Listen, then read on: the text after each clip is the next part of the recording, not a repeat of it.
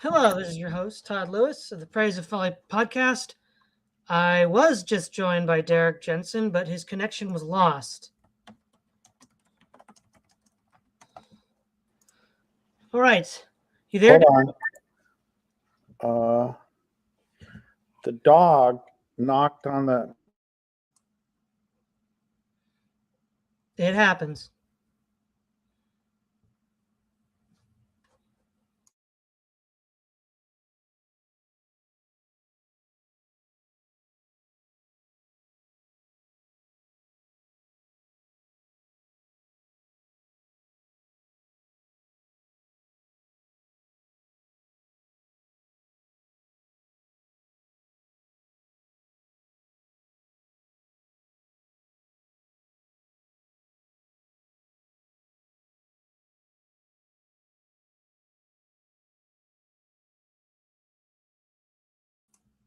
You here with us, Derrick? Right now, you're muted. Okay. Yeah. It's been about 4 months since we had the pleasure of discussing. So we're here to discuss the Chronicles of Narnia. And what sort of got this going was 5 or 6 months ago, we were talking about moral themes in literature. And you mentioned how growing up, Narnia was really inspirational for you. So how did you discover the Chronicles of Narnia? Um, I don't even know that I actually discovered them. They were a presence in my life from before I was born. They were important to my family. And um, wait, is this true? So when were they written? They were published in the early 50s. Yeah. So my family, I mean, I grew up with those 7 hardback books on the bookshelves, and I don't know when the first time that they were read to me was. I remember when I was in my early 20s, one of my nieces was maybe 5, and I read her The Lion, the Witch, and the Wardrobe. And I remember, here's a spoiler, hope it doesn't bother anybody, that my mom told me the night that I was reading her the chapter on Aslan's death that I couldn't stop there for the night. I had to read. Nice. Anyway, so the point is that it was that they were read to me. I mean, they were a part of my consciousness from longer than I can remember. They were read to me as a very, very young child. So I never discovered them. They were always there. Great. I've sort of known about them for a while, but only really read the trilogy, or not the trilogy, the 7 volumes. Sometime after college, between 2010 and 2012, and I realized that, yeah, there's one of the things that C.S. Lewis says is that with children's literature, good children's literature is also written for adults, and it's something that you can read as an adult and still enjoy it at like the level that a child would, but you begin to see a deeper message that builds upon what you learned as a child. And Lewis says that the Chronicles of Narnia try to do that. I think one helpful way to look at this is book by book. And one of the themes that I know you're really interested in of technology and power and control, we sort of see this idea with the magician's nephew, with Uncle Andrew. He's trying to use magic like this technique to control other people. So he won't explore the wood between the worlds. So he tricks uh, Jill, Polly rather, to go into the world between the worlds because he doesn't have the courage to do it himself. So he's manipulating other people to do his dirty work using a sort of like scientific process. He tells Diggory something to the effect that, well, yeah, the normal rules that you people live by are fine for you, but we're special. We're part of this elite class of magicians, wizards, technicians, whatever you want to call them, that can dispense with those rules. And part of the theme of your work is that the technological process creates externalities that are imposed on other people that the people that are doing the actions don't have to pay. And it's that root of thinking that we see with, say, Uncle Andrew in a humorous way, and more seriously with Queen Jadis. Yeah. So I thank you for asking that question, and um, I'm gonna answer it in a different way, I think, because one of the things that I love about The Lion, the Witch, and the Wardrobe is, and one of the reasons that it was so important to my moral and intellectual development is that it is rich with moral lessons, and that's one. And I mean, there are incidents from all of the books that I think about almost on a daily basis, or that think about is too strong because that implies that, like I'm kind of obsessed with the seven books, but um, something will happen. So just a trivial example, but is one that I think of quite often, that he probably spent 15 minutes thinking about when he wrote, is where uh, Lucy hears her friends talking about her and gets a false impression that they don't like her because she only hears one thing. And for people who haven't read the books, Lucy is one of the main characters. And at one point, I don't remember how it happens, but like she gets a magic spell or something, or there's a So hold on, yeah, real quick. You're referring to an episode in the Voyage of the Dawn Treader where yes, she's in the Tower of the Dufflepods reading a book of magic, trying to make everybody visible again. But as she's trying to find the spell to make people visible, she finds a bunch of other spells, and one of them is an eavesdropping spell. And then that's the situation in which you're referring to. yes, and then she hears one friend of hers say something terrible about her, because, and I mean, it was clear to me that the person didn't actually mean it. They were sort of bullied into doing it, but nonetheless, she still, it's there, and it's uh, a a tiny little lesson, but and it's exactly the point you were making earlier too. That as a child, I there's a very clear moral lesson, and you can see why a parent would tell this story to a child to, don't, if somebody says something bad about you, you can't always take it out of context. Also, you shouldn't eavesdrop. To this day, I am, and it's not just because of this book, but I am, uh, I've known people who, if they go in your house, they will wander all over. They'll look in your bathroom, medicine chest. They'll violate your privacy all sorts of ways. But it's like if I'm in somebody's house, I pretty much have to be invited to even look at the books on their bookshelf. I don't. I'm very. I've known people who will read other people's journals, will read other people's emails. Like, I don't do that, and there are multiple reasons I don't do that, and one of them is the story of Lucy. There, that taught me very young. You don't.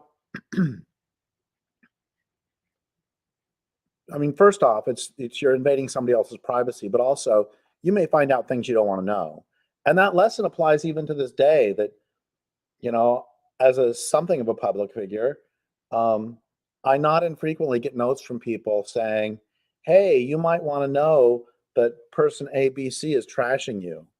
It's like, not really. And every time that happens, I think back to Lucy. The point being that that's a very simple lesson that can be applied to the larger picture too. And my point is, one of the reasons that book, or those books, have been so profoundly influential to me is that he was able to pack just bazillions of those lessons into a coherent story without making them your basic Aesop's fable where the story is secondary to the moral. Yeah. Well, now from a religious point of view, which is what Lewis is writing from, the idea of, not eavesdropping is equivalent to not being a busybody. But from a practical point of view, there's just certain things you don't need to know because people say all sorts of foolish things that they don't really mean. and there's no need to weigh down your relationships with that. One thing that's also interesting, I don't know if this has been the case at all. So as Tolkien has stated, his idea of the Ents at Isengard rising up to tear down Isengard was inspired by Macbeth, where it said the trees would begin to move, and Tolkien's like, wow, they're just dressing up with leaves and twigs. That's a joke. Now, something like that also happens in Prince Caspian at the end, where Lucy, having the first one to see Narnia reawakening, or it's called Old Narnia, she has that moment in the book where she sees the trees, and the trees begin to walk and move around and come to life again. She's the first one of the human children to see that. And then at the end, Aslan leads a whole bunch of mythological creatures, naiads, dryads, including trees, including some river spirit, to defeat the rulers of Narnia, who are these usurpers, the Telmarines. And so, but what's interesting is I wonder if Lewis was also inspired by Macbeth, the idea that he wanted to have the trees rise up and exact some sort of vengeance upon the people that had done this to their country. So what did you think about that part of Prince Caspian, when the trees and the animal, where the sort of elemental spirits come to the aid of Aslan and the children? Well, two things. One is, so you said when these books were published, when was the Lord of the Rings published? So the Lord of the Rings was published between 1951 and 1954. So is it true? I learned this on an episode of one of the shows that followed Morse. Is it true that Tolkien and Lewis were in a book group together, a writer group? Yes, that is true. They were a part of a group called the Inklings. So do you think that he was influenced by Macbeth, or do you think that they were just chatting and they both had, that they were influenced by each other perhaps? Well, at least from what Tolkien said, we know he was influenced by Macbeth. Right. Lewis also read a lot of Shakespeare, and one of his professional works, History of 16th Century English Literature, does in part focus on Shakespeare. So they're both conversant with this source material, but they're also both conversant with each other. So, it's hard to tell which is which. Yeah, I think it might be all a big mix. And this is off subject, but I was just reading about it last night, that I was reading about how James Gilligan came up with the idea for Breaking Bad. And I love this sort of stuff. It's like, where did people get their ideas for their piece? And where it came from, two things. One is he was really excited about the idea of having a protagonist who turns into an antagonist. So there's one germ. And the other germ was he and a friend of his were unemployed as writers, and are like, shoot, how are we going to make a living? And basically they would joke back and forth that they were going to get an RV and drive around the country making meth. And of course they didn't do that, but the point is, at one point they're like, there we go, we got this protagonist become an antagonist, we got making meth in an RV. And my point is, so probably it was all of them. I know from my own work that the way an idea for a book will come is I'll get a germ, and then something will accrete to it, and then something else. So if I had to make a guess, it would be that it was some combination. Yes, I'm sure Macbeth influenced it, and then also they probably influenced each other.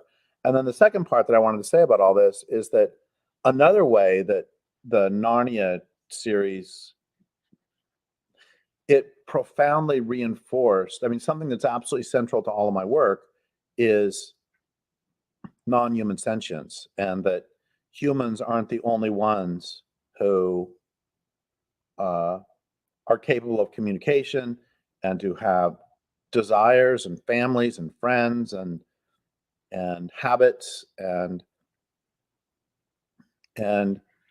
I don't doubt that I was, we're just talking about, Macbeth leading to the Ents. That reinforced for me that magic in the world.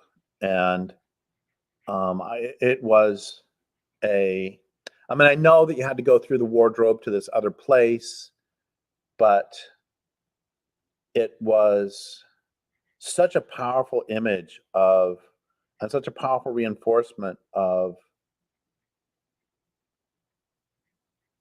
for me, going through the wardrobe was not so much specifically entering another world, although it was also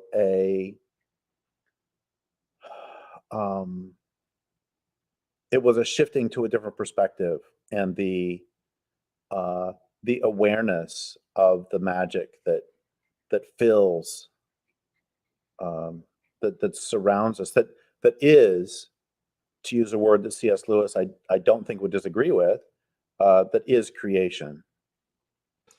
Yeah, well, there's a lot of themes, of course, in the Chronicles of Narnia that overlap with the themes of your writing. But I think another one that's important is the concept of like coercion, because for example, the Horse and His Boy, when Shasta and Avarice and Hwin and Bree are trying to get to Narnia, one of the things that's contrasted is that the Calormans are an authoritarian, tyrannical people that have slaves and an emperor and presumably human sacrifice, with some of the hints discussed about the god Tash. Whereas in Narnia, you're not forced into slavery, you're not forced into a marriage that you don't want. And there's there's this idea that Narnia and Arkenland have freedom and choice within limits, whereas the Calormans take away all your choice and subjugate you either to an emperor or to a harsh god or to slavery. What if, and you see those themes throughout, like in the Voyage of the Dawn Treader, they break up a slaving market in one of the 5 islands. So we see this archetype throughout Narnia, that the bad guys use force and intimidation to control people, whereas we see with the Narnians that they use persuasion and reason and choice. There's that. And then another lesson I took from this as a child, and that ramifies to this day, is that it takes courage and sacrifice to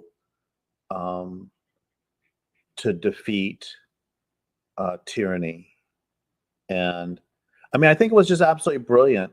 And I know we're both throwing in a lot of characters people may not have heard of, but that's okay, because you should read the books. Anyway, one of my favorite characters in the entire series is Reepicheep, and he's this tiny little mouse, and he has the courage of, I don't know, I was going to say 10 lions, but we have Aslan with his courage too, and it's he has more courage than you think a mouse would have. Yeah, exactly. And perseverance too. Perseverance is absolutely central to all of them. You don't give up in the face of daunting challenge. But yes, absolutely, the series is really about freedom versus tyranny. I mean, that's how the whole thing starts. Well, heck, that's really how the whole thing starts.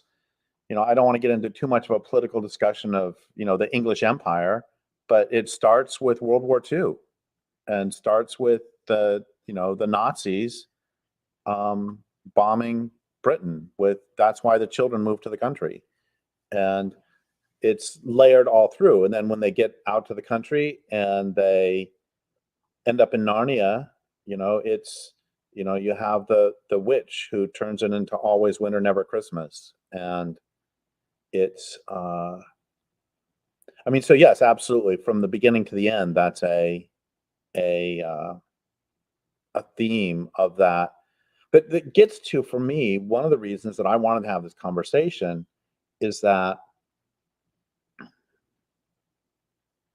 years ago I gave a talk, and also I wrote an essay called Art as Combat Discipline, and it has become fashionable over the last 30, 40, 50 years to say, if you want to send a message, use Western Union or write an email. That books are supposed to be, I don't know, for me, the difference is, have you read Johnny Got His Gun? No, I have not read that. Okay, it's a really good book. It's written, I don't remember when, maybe 30s, 40s, anyway, maybe even 50s. But it's one of the most powerful anti-war novels ever written. That it's about this guy in World War I who wakes up, and there's a ringing in his ear, but then he realizes it's because he can't hear, and then he realizes he can't see, he can't speak, and he's basically uh, I think he's lost his arms and legs, and he got blown up in a bomb blast, and through the book, so he's turned into, you know, an I don't want to say a nothing, but he's got nothing left, and by the end, it is one of the most powerful anti-war novels ever written, and he learns to communicate by tapping his head on the pillow, and he gives these amazing anti-war speeches. It's fabulous, great book. And then maybe 20 years ago or 25 years ago or whatever, I read both the book and saw the movie, The Diving Bell and the Butterfly, which is about a guy who had a stroke and then he got locked in. And the problem was that, I mean, yeah, it's a horrible, horrible thing. But the problem is that it's really just narcissistic. It's just his journey and has no larger implications for society. And that, for me, is the contrast between novels up to 80 years ago and a lot of novels since, is that, Lord Jim has this powerful message of redemption. And, Thomas Hardy has a tremendous moral sense. And Germinal is an incredibly moving and powerful political novel. Charles Dickens. And somewhere along the way, we ended up with John Updike, or we ended up with these novelists who, one of the ways John Gardner wrote about this in the late 70s was to say that people write what they know.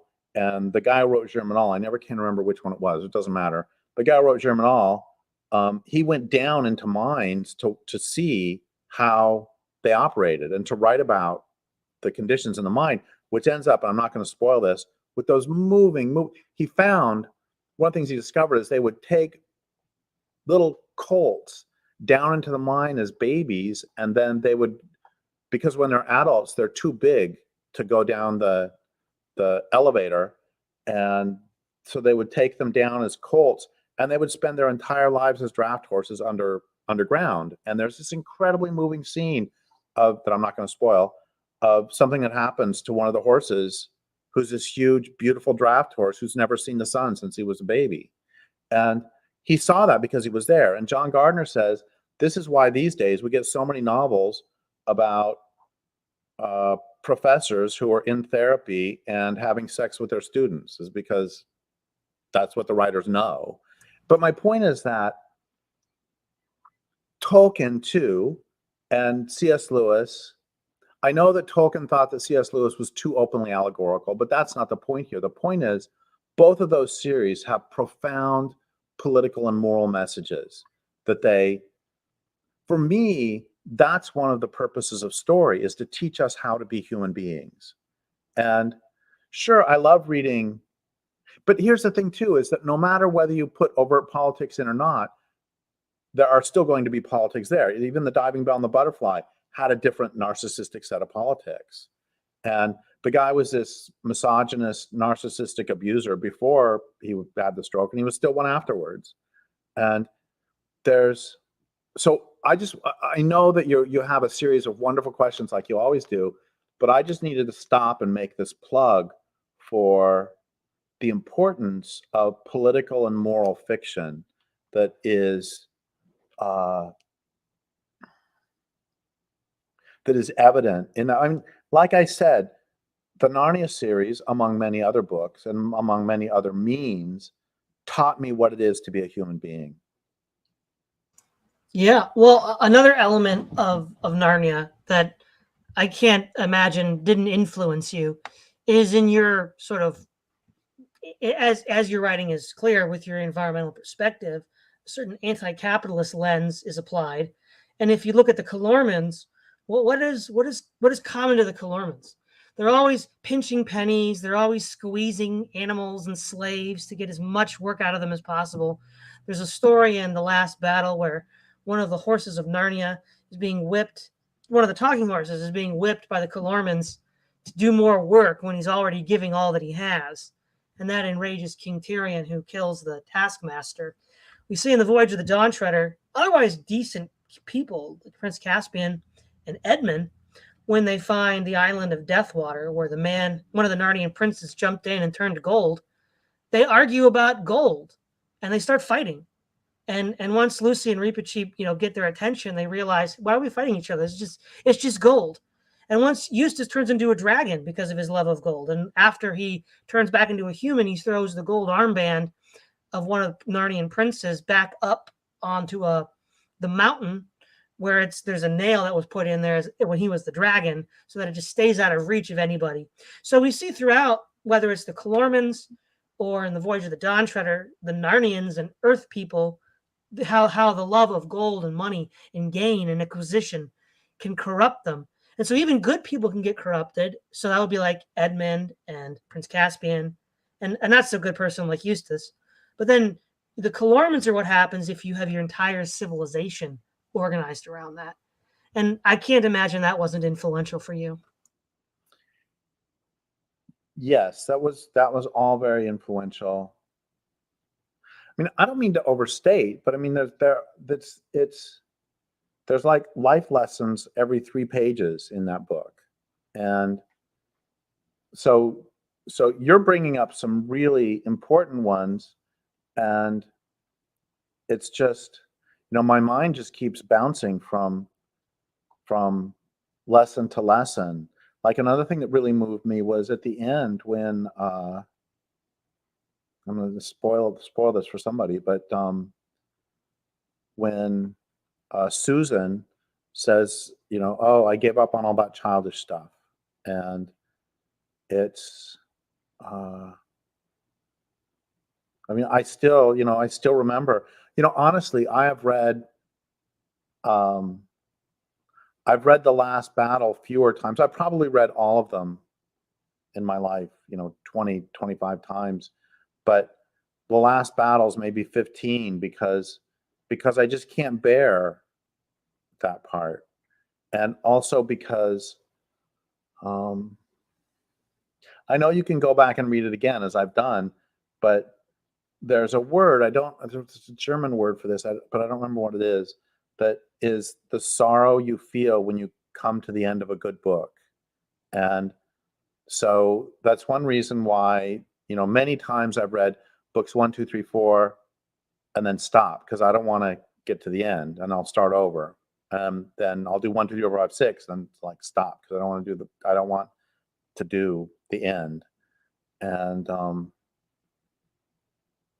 yeah, so yes, that was influential to me. I mean, your questions are great, but the problem with your questions is that it's like, no matter what you said, I would end up saying, yes, that was profoundly influential to me, because like I said, these are, and also I read them at you read them. So here, I want to turn this back around, is I don't know what it would be like to not grow up with them and instead read them after college.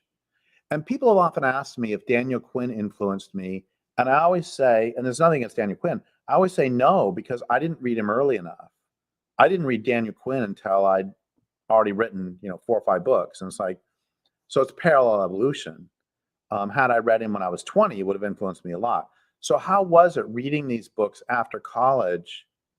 Did they still influence you, or did they validate, or did they change? What did they do to you? Well, I think one of the things is having already, rather than getting exposed like at 5 or 6, more like when you're 23, I already had a fully formed identity. So it's, rather than Narnia informing my identity, I was looking at Narnia with an informed identity. So I was reading Narnia at that second level that Lewis talks about, reading children's books as an adult. And so I could see at the level at which a child would engage with the book. But then I could also see things that a child wouldn't have seen. So I'll give you an example. In The Lion, the Witch, and the Wardrobe, Edmund is tempted by the witch, saying that she will make him a king of Narnia. Now she has no intention of doing that. She's going to kill him. But there's a prophecy that says when Adam's flesh and Adam bone sits on Cair Paravel enthroned in stone, then the winter of the witch is over. And so Edmund was already going to be a king but the witch promised him something that she couldn't give that he was going to get anyhow.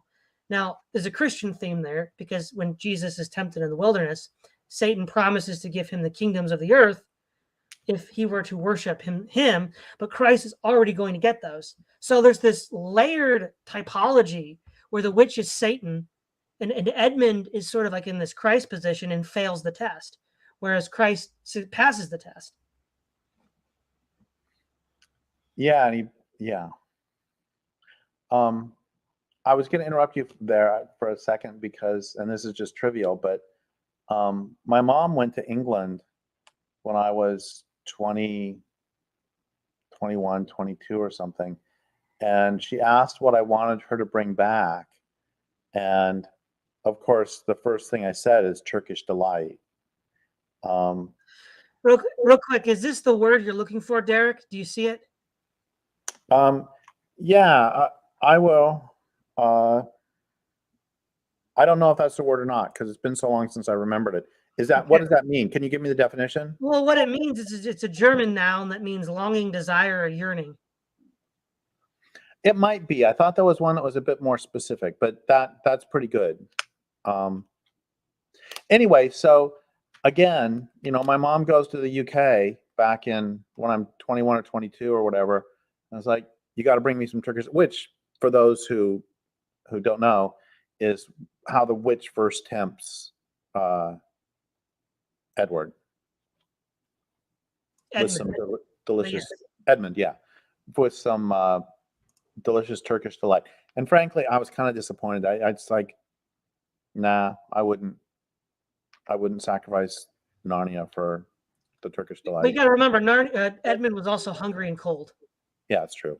So that's kind of like sort of distort his assessment. So but what I'm saying is, I could see things that Lewis was working with that I wouldn't have seen like at 6 years old or 10 or whatever, because I'd already developed a sort of body of work, literature, concepts that I could see the deeper message. So in a lot of ways, what reading Narnia at an older age did was it sort of confirmed and reinforced a lot of concepts, themes, and ideas that I had already embraced growing up.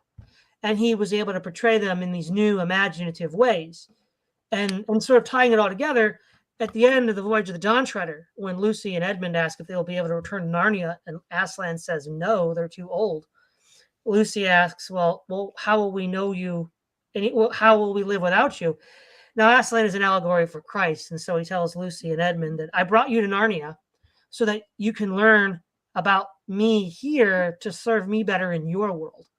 And so basically the whole point of the Narnia cycle is that you can read in this imaginative fantasy world and learn all of these truths of life that you can then apply in this world.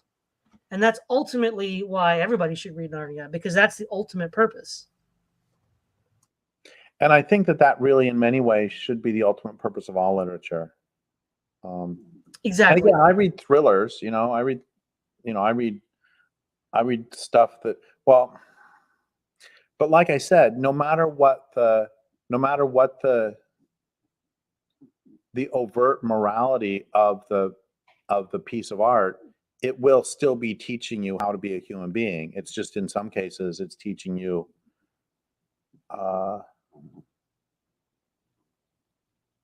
in some cases it's teaching different sorts of lessons.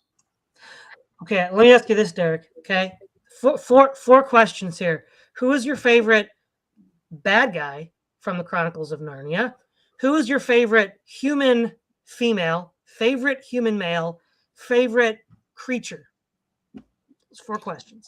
Okay, I can answer the first. I can answer the second one easily, and I can't tell you why probably, but my favorite human female it's got to be Lucy.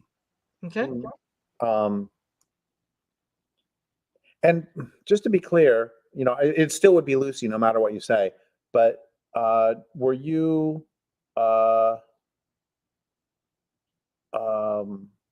Is Prince Caspian? Do Narnians count as human in this case? Well, remember, Telmarines didn't come from Narnia. They came into Narnia through a secret portal, analogous to the way the children did. So human is human, right? Whether it's King Frank of Narnia, the first king, or Right. Caspian. So human is human. Okay. Creature is a separate category. Okay. Well, in any case, it's Lucy because, I mean, one, she starts the adventures. Two, she's so darn genuine, and that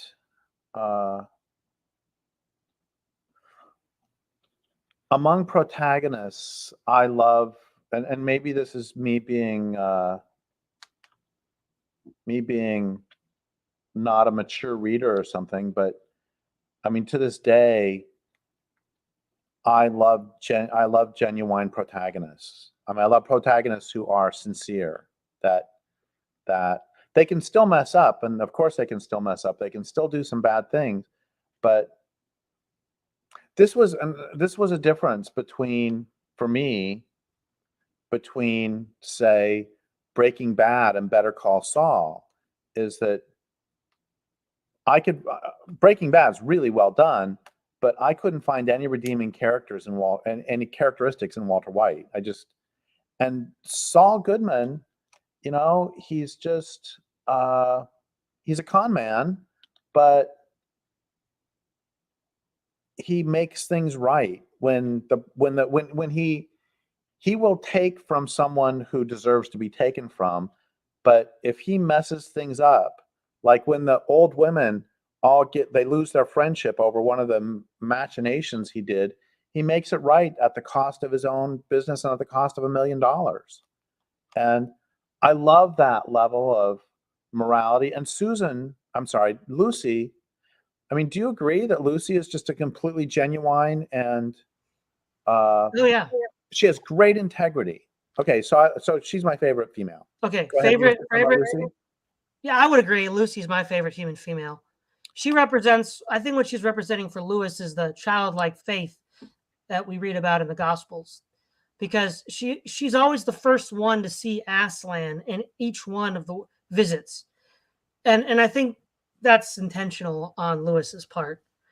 She's also quick to forgive Edmund for betraying her and putting her down and saying she was lying. So yeah, it's and she's also quick to help Eustace, sort of sort himself out, right? Because he had a hard time with that. So your favorite human male from Narnia, from all the stories?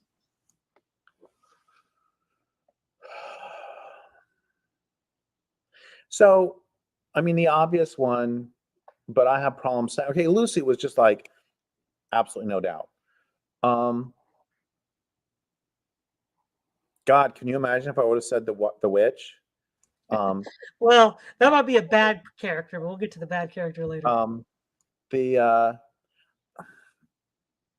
It's interesting because I really like Lucy, but I don't like Peter as much. And Peter has all these great qualities. He just I don't know why. Can you tell me why? I know you don't know me that well, but can you tell me why I don't like Peter as much as Lucy? Well, maybe you like characters that develop more. I don't know. Yeah, that's it. Now, you might say that Peter comes off as too good, but Peter does make mistakes. Like, for example, in the Prince Caspian, he doesn't take Lucy's advice. He doesn't believe that Lucy saw Aslan and takes him down the entirely wrong direction. And then only after they get attacked by Telmarine scouts, do they realize that Lucy was right. So Peter makes a lapse of judgment, which costs them a lot of time. And so I don't know. Maybe that's it. Yeah, he's a tiny bit too noble for me. I mean, I know I'm saying I really like sincerity and goodness and all that stuff. Anyway, so favorite. I like him. Don't get me wrong. He's not bad. I just don't like him as much as he doesn't. I'm not as endeared to him as I am Lucy. And maybe another reason that I like. Oh God, this is interesting. So you tell me if you remember, how old are each of the kids at the start? Right at the start, I don't remember, but I think to get into Narnia, you have to be basically prepubescent. Well, my point is, I wonder if part of the reason that I like Lucy so much is that when I first heard the stories, I was much closer to Lucy's age than Peter. So, because to this day, even though I'm now 61, when I think of Peter, I see him as this, as an, I mean, he's not older than I am, obviously, but I see him as, I look up to him more. And Lucy was like a peer. I think that that's a lot of it. Is when I first read it, I was her age. Right. So for me, I would say it's a hard choice either between Peter or Caspian. Yeah, Caspian's great. Caspian's great. He's got probably a little more flaws than Peter, because you see in the Voyage of the Dawn Treader, Caspian has a few flaws that he has to overcome. But I would say for my favorite male character is male human is one of those two. And I couldn't really tell you right now. Yeah, I might have to choose Caspian. I mean, Peter is great, and I love the big battle scene, and he is just grand and stirring. I'm trying to think of. I can't. You're much better at names than I am. I'm trying to think of.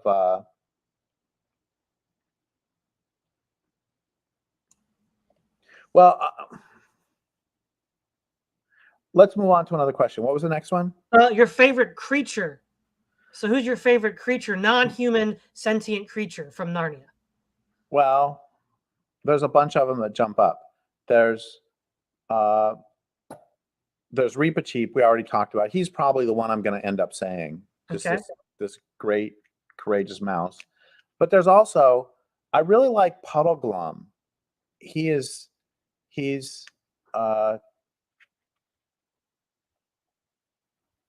yeah. And can you give, for those who haven't read the books, can you give like a 1-minute version of who Puddleglum is? Yeah, so Puddleglum is a marshwiggle. He's sort of a cross between a scarecrow and a frog. He's tall and lanky like a scarecrow with webbed feet like a frog. And they live in a marsh. Marshwiggles live in marshes. They eat eels and other marsh food and are generally very sort of depressed and dour and not very happy, always looking at the worst side of the issue. Yeah, Puddleglum is a great companion in the silver chair. So Reepicheep. Also, two others that I really like are, even though they play smaller roles, Mr. Tumnus, the fawn, is great, and I love how I like his character. I think his character is well drawn, and he's really gracious. And another one, which leads to my next one, which is, I don't remember his name, but the beavers early on in Narnia. They don't have a name. They're just Mr. and Mrs. Beaver. Okay. But I feel, and I knew this was going to happen because I've read them so many more times, I feel like through all this, I give short shrift to the later books. And, I can't,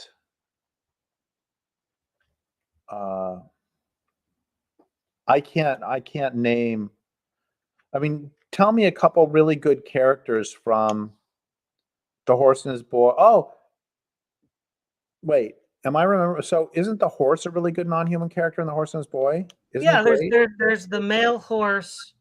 Let's say there's no, Hwyn is the female horse. Bree is the male horse. Yeah. Yeah, I like them too. Anyway, I know the first four so much better than the last three. And then your other question about was it my favorite or my least favorite? No, your favorite villain. Who is the best villain of Narnia? Well, does that include like hating them? Well, okay, let me put it this way. Which villain in Narnia is the one that elicits the most revulsion, as the most villainous? That's a different way to ask it. And that one, I think I can say, and I don't remember his name, but the orangutan. Shift the ape. Yeah. Shift, yeah. God, I hated him. Terrible. Yeah, he probably actually is one of the worst villains of Narnia. And for, again, like with Puddleglum, give people a 30-second or 1 minute introduction. Yeah, so basically, Shift isn't. Yeah, what makes Shift so nasty is he's an ape that gaslights everybody to do his dirty work. He has a donkey who's very stupid named Puzzle, whom he gaslights to do all sorts of things for him. He gets him to dress up as a lion and pretend to be Aslan. And then, acting as an agent of Aslan, he then opens up Narnia to be commercially exploited by the Calormans, where they just cart everything off to be sold, and where he makes a tidy profit. I mean, basically, Shift is like, Gordon Gekko, basically. Yeah, that's great. That's a great way to say it. So he's the worst. The witch is pretty bad, but I don't hate her as much as Shift. I'm trying to think. Who are some? You remind me of some of the other villains, and I'll Well, tell you. there was King Miraz, the villain from the Prince Caspian, who was his uncle. There was the Lady of the Green Girdle from the Silver Chair.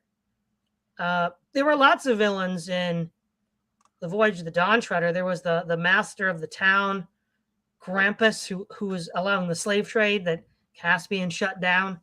He was a minor villain. And actually, I think he's the only real villain in there, because the rest of them just sort of meet all of these other disasters. I don't know if you count him a villain, but there's the sea serpent that tries to destroy the ship. Yeah, I remember the sea serpent. I don't really count him as a villain. He's more of a I mean, I guess the equivalent. He's like a natural disaster or something almost. Yeah. So those are some of the and of course I already mentioned the White Witch. Uncle Andrew is a bit of a villain, but then he sort of like is redeemed at the end, so it's kind of a redemption arc for him. Yeah, I think it's got to be. And then I'm sorry, who are the antagonists in the last battle? Well, you have Shift the Ape, you have Rich Right. Tatarkan, who's from the Calormans. There was a fox. I don't remember his name. So Okay, let's Shift the Ape. Shift the Ape is by far. Wait, did you say my most hated? He's the most hated villain. So far as my favorite, I didn't like him. I mean, he's a good character, but in terms of writing, but I didn't. I'm trying to think if we look at this a different way, like who is my favorite villain in terms of, I find them. It's not my most hated, but like the most interesting. It's like I do have. I mean, she's horrible, but I have a little bit of sympathy for the White Witch, and also the Lady of the Green Girdle. I don't like. I know that this is terrible to say, but like if I was brought into Narnia with a gun, I would just shoot Shift the Ape in the head, and wow, yeah. I wouldn't feel bad about it. But the others, they felt more tormented. He was just nasty, and maybe I'm wrong. Maybe the White Witch wasn't tormented. Oh, here's another one. Here, he's a little bit tormented. I think is I mean, they're villains, but I did feel sympathy for a lot of the creatures who obeyed the witch because they were so scared of her. Yes. I felt some sympathy for them. Yeah, because she would turn you into stone. So yeah, for me, I was gonna say I think you made a good point with Shift the Ape, but I'm gonna say the best villain is still the White Witch, because when you just think of like the Narnia villain, you always think of the White Witch. Even if you write all the books, the White Witch is always the most, I don't know, the most dangerous, intimidating. Even in Prince Caspian, and I think even in the last battle, the White Witch is still mentioned as one of the greatest foes of Narnia. So I think she's the most, well, in a sense, she's the one that plays the villain role the best, in the sense that she threatens Narnia the most, right? She's the most dangerous threat, because all the other villains, Miraz, even Shift the Ape, there's like these insurgencies where, there are people in Narnia fighting back, whereas the witch has complete, total control for 100 years without anybody trying to stop her. That's absolutely right. And so I would say the witch. So in the order that I asked, so favorite male character is either Caspian for me or Peter. Favorite female is Lucy. Favorite creature, probably Reepicheep. Favorite villain is the witch. Now for you, I think the favorite male character is Caspian. Probably. Favorite female is Lucy. Favorite creature is Reepicheep. And then favorite villain is Shift. Yeah, and who are the other creatures I mentioned? Tumnus. Yes. Mr. and Mrs. Beaver. The thing I love about Mr. and Mrs. Beaver and Tumnus also is that uh, they they were such beautiful depictions of actions at the beginning of a resistance movement because they're terrified for their lives, but at the same time they are. I mean, I'm making this up completely, but I wonder if C.S. Lewis was, when he was writing about Mr. and Mrs. Beaver, he was thinking about members of the French resistance or Polish resistance or something with their actions. Well, I think so too, because when they go visit Tumnus the second time, when all 4 kids go to Narnia, there's a notice on the door that says the quote secret police has arrested Tumnus. Very, very totalitarian, very Nazi or Soviet-esque.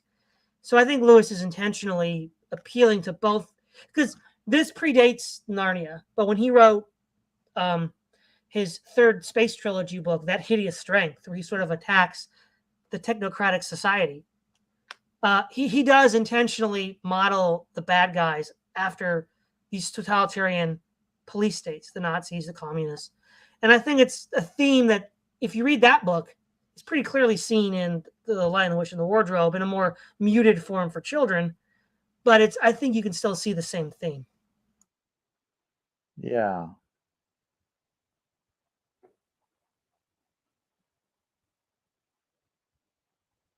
So yeah, there's is there I don't know if this is a fair question, but is there anything, do you I remember when we talked about the Tolkien trilogy, you kind of looked at me aghast or as a blasphemer when I said that I skipped the poems. yes, yes. And How dare you? and is there anything, I don't mean to deify the Narnia series, but do you have any major flaws with them? Do you see any major Yeah. problems with I them? think most of the Narnia stories, I like the flow. I feel like, though, that the magician's nephew's a little janky, in the sense that, yeah, Lewis is trying to set everything up. And so he's going back to like the earliest stages of Narnia to set up, who's the professor? Well, he's Diggory.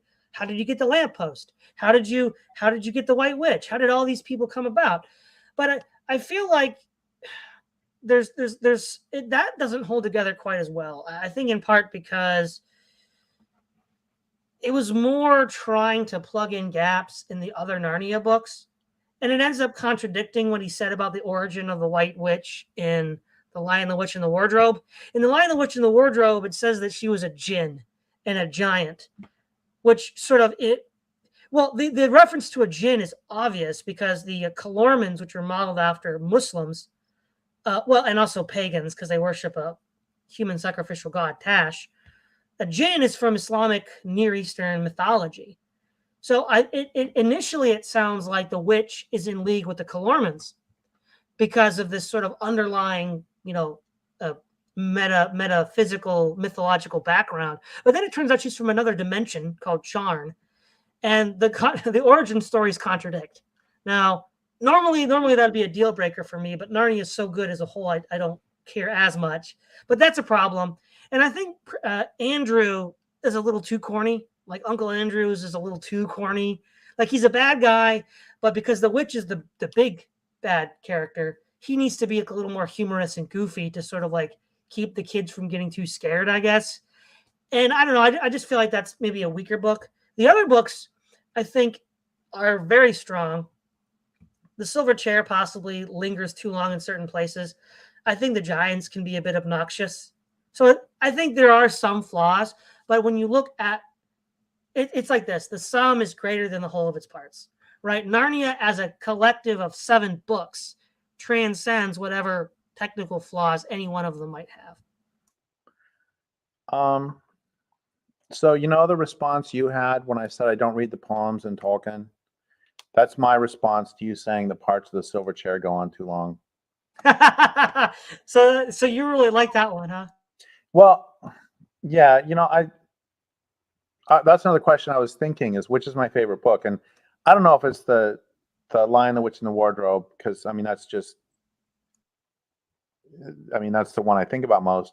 But I honestly also, uh, I don't know if my favorite one is The Voyage of the Dawn Treader, Lion, the Witch, and the Wardrobe, or maybe even The Silver Chair. I mean, that's. Oh, here's another question for you.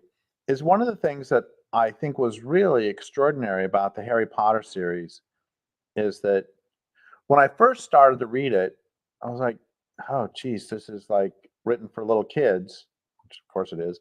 But as I read through them, and then somebody told me that she did this on purpose, I think it's absolutely brilliant.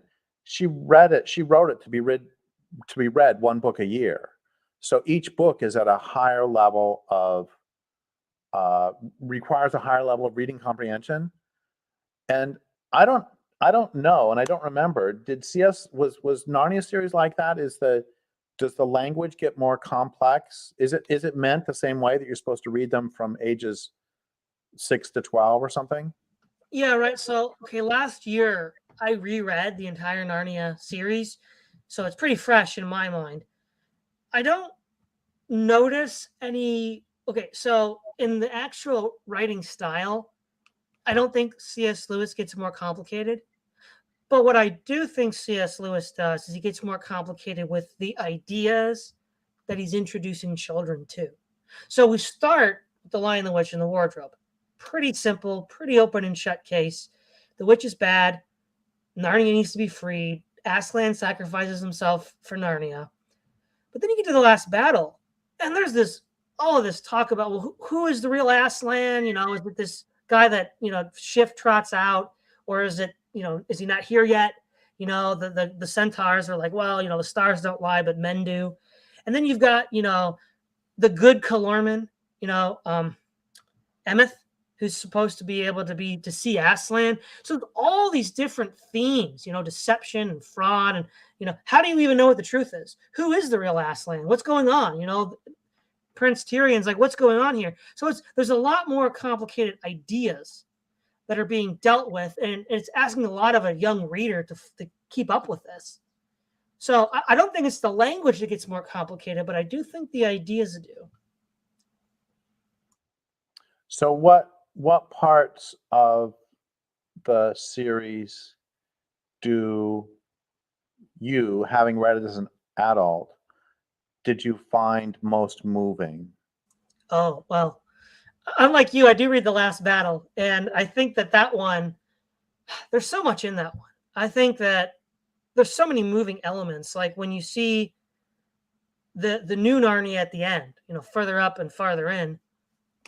I know what you mean. When a book ends, you feel really sad and you want to keep participating in the story. But what it does, that's how a good book is supposed to end. So The Last Battle ends appropriately. But also just when Narnia is like defeated and like the darkness takes over and the Calormans sort of win, it's like, wow, it's so depressing. Like all these guys die, all these Narnians die. The centaur and all the animals that were taking the last stand. It's brutal. Then they go into the cave, the little hut, and then Hatch comes out and like eats the ape and takes the Rishta Tarkan away. I mean, there's just so much going on. It's just like a whirlwind of emotions. I also love The Voyage of the Dawn Treader, the sort of thirst for exploration. I love that. Each new island gives them a new experience, a new lesson to learn. And those would probably be my two favorites. One of either the Voyage of the Dawn Treader or The Last Battle. I can't really pick. So those are just some of my thoughts about moving elements from the series. One of the things that I think about again a lot is, and I keep coming back to Reepicheep, but he just continues on this little, I don't know how to pronounce it, Treacle, the little itty bitty boat. I think Trickle or Tiricle, yeah. yeah, I think treacle's a syrup or something. Anyway, whatever it is, in his little itty bitty boat, he just keeps going, to basically to continue this journey on to the end, and that sort of to use the word I used earlier, that sort of perseverance just I find profoundly moving.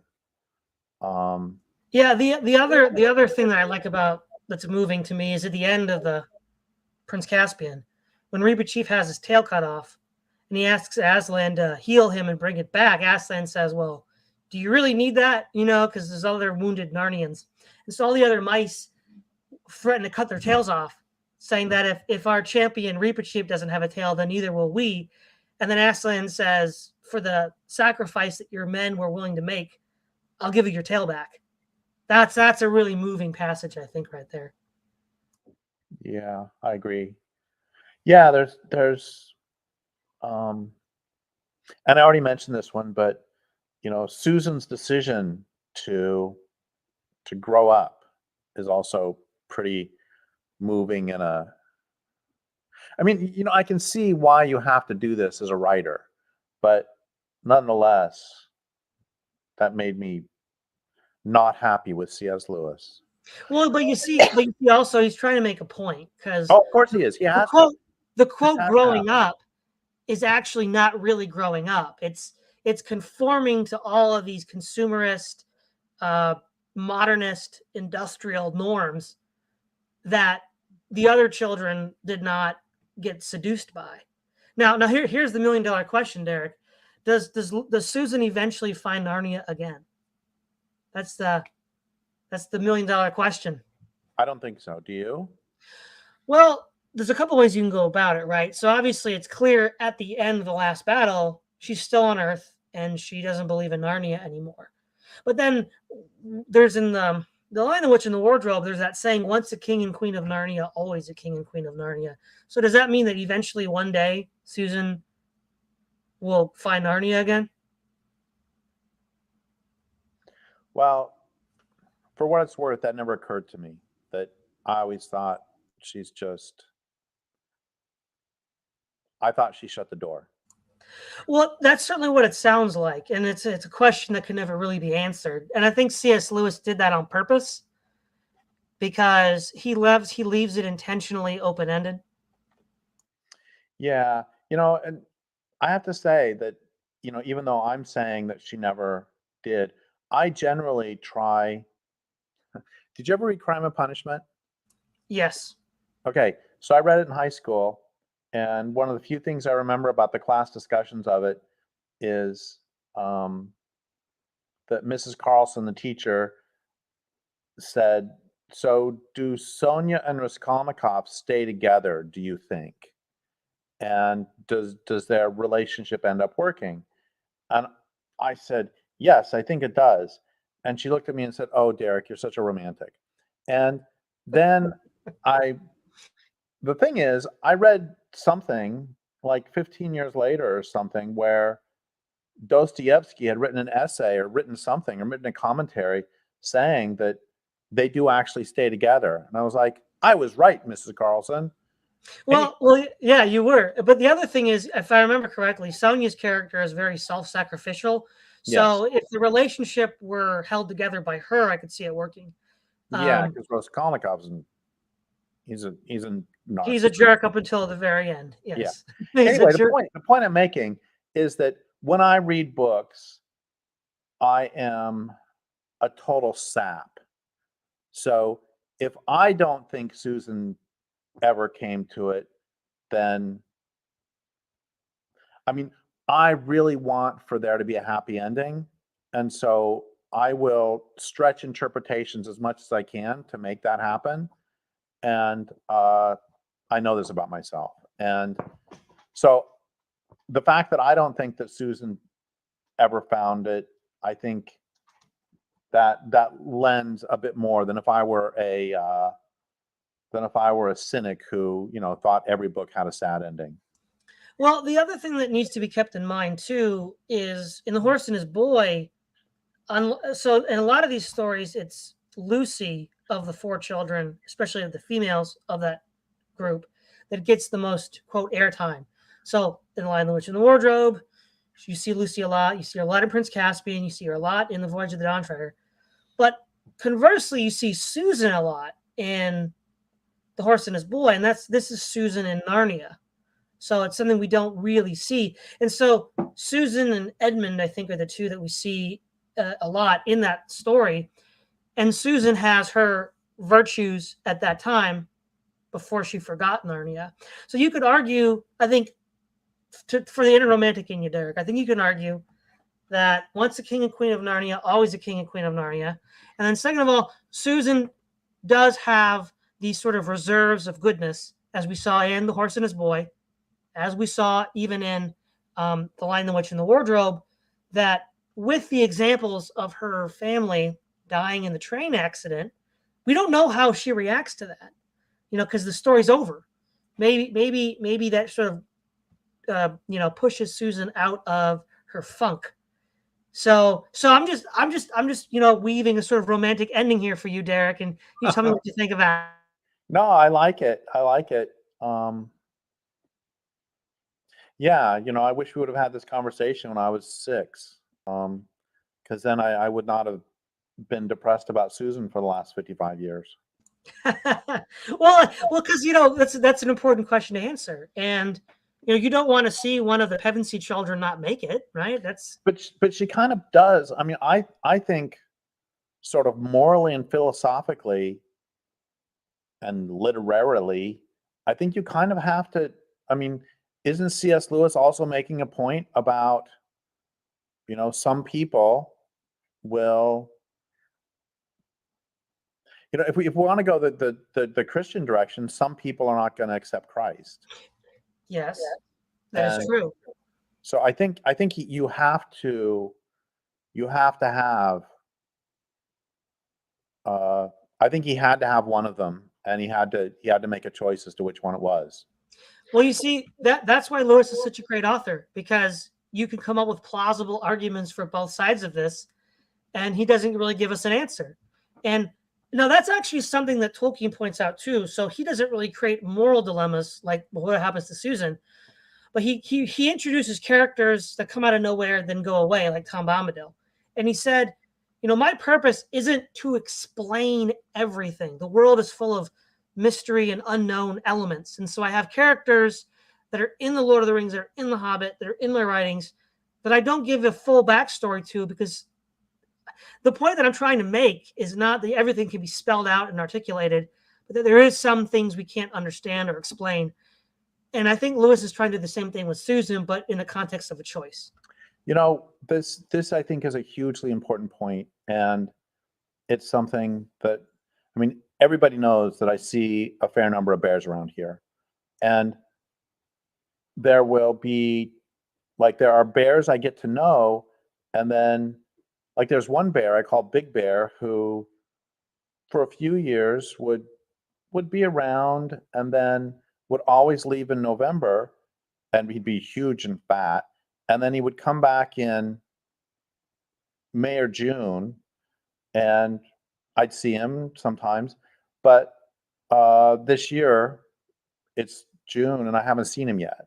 And my point is that, my mom had a relationship with this one bear that lasted for years, and then we didn't see her for years. And I'll tell the rest of the story and then get back to my point, that it's actually quite moving. My mom was dying of cancer, and she had a very close relationship with this bear for 7 or 8 years. Now, we didn't see her for 7 or 8 years. And then my mom was dying of cancer, and literally a week before my mom entered terminal delirium, she looked outside and the bear was sitting on the porch, and the bear sat on the porch for the next several days. Wow. And my mom kept saying, either she's telling me I'm going to get better, she's telling me goodbye. And I would say to my mom, she's telling you things are going to be okay no matter what happens. And anyway, the point is that for 8 years, we didn't know what happened to that bear. And then I've never seen her since. And the real point is that in the real world, it's not like a television program where you find out who the murderer is, in the last 30 seconds every time. That in the real world, there can be, you can see somebody, some non-human, you never see them again, and you don't know if they're perfectly happy 3 miles that way, or if they, got killed the day after you saw them, and you'll never know. And that is, I think, a hugely important message about life itself, that there is so much that we will never know. And I recognize that a novel or any book is a complete whole, and you don't want I'm listening to the last 20 minutes of a novel right now, and I'm thinking, okay, they still have to close off this thread, and this thread. I mean, you don't want to just have characters disappear that you never explain what happened to them on one level, but on another level, I think it's a really, I've said several times that you're even if you're trying not to put a morality into a book, you're going to put morality and lessons into a book. And one of the implicit lessons in novels is that things do get wrapped up in the end, and that we do figure out what happened. But in real life, I think about this a lot, that with prior to sort of modern communications and modern everything else, it probably happened to humans all the time. It still happens once in a while, but still, it used to happen all the time that, somebody goes off hunting, and then he never comes back, and you don't know if maybe he found a new home somewhere else, or maybe he fell off a rock and broke his leg and then died of exposure, or and you'll never know. I mean, and this is just on a tangible level, as opposed to, and then there's the larger levels of, we can't know the magnificent mysteries of how everything in a forest works together. There's those too, but back to the original. Well, which brings up another topic that I have to go to the doctor's office in a few minutes, but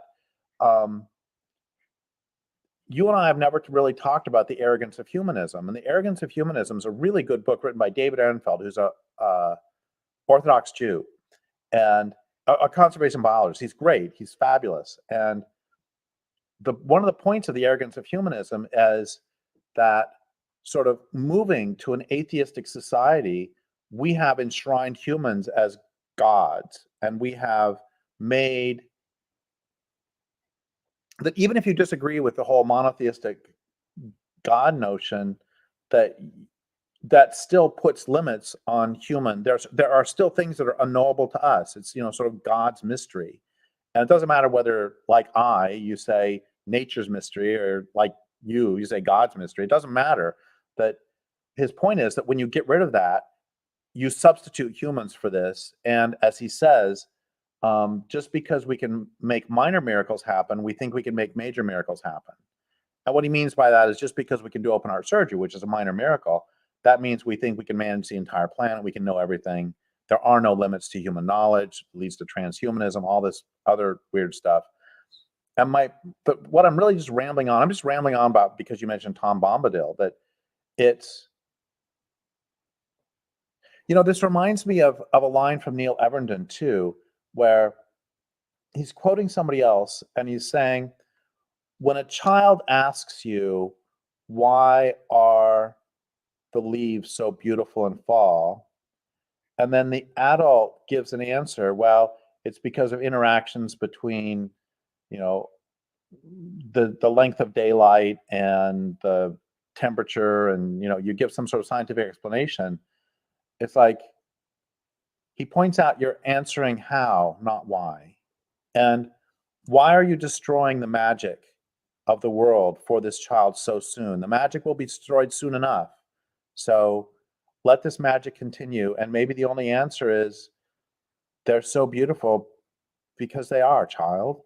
And this takes us right back to Susan again. That's the lesson of Susan, is that for the others, the magic of the world remains, which is what you were saying earlier. And oh yeah, you still remember that crap we did as kids?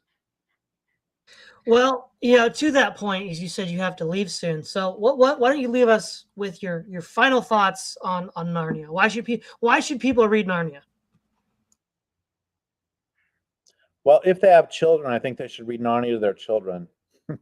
And I got a question for you instead, and then we'll come back and do my final words. Why should an atheist read Narnia to their children? Mm-hmm.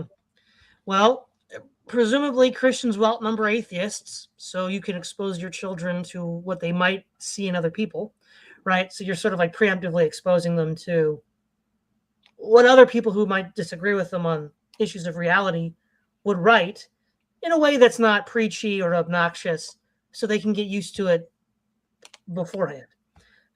Second of all, it's just a really good book. These are written really well, and as you've pointed out, they have good lessons. Many lessons that people who say they're atheists would also believe themselves. At least they say they would.